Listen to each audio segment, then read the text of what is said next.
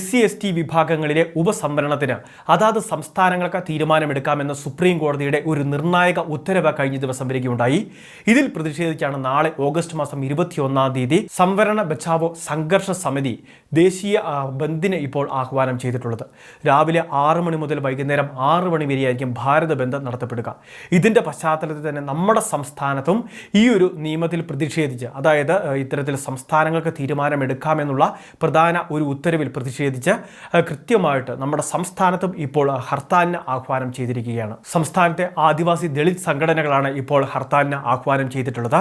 നിയമപ്രകാരം മുന്നറിയിപ്പ് നൽകിയ ശേഷമാണ് സംസ്ഥാനത്ത് ഹർത്താൽ നടത്തുന്നത്. രാവിലെ 6 മണി മുതൽ വൈകിട്ട് 6 മണി വരെയായിരിക്കും ഹർത്താലുള്ളത്.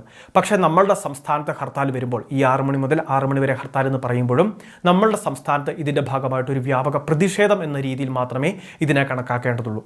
സാധാരണക്കാർക്ക് അവരുടെ എല്ലാ പ്രവർത്തികളും ഒരു തടസ്സവും കൂടാതെ മുന്നോട്ട് കൊണ്ടുപോകാൻ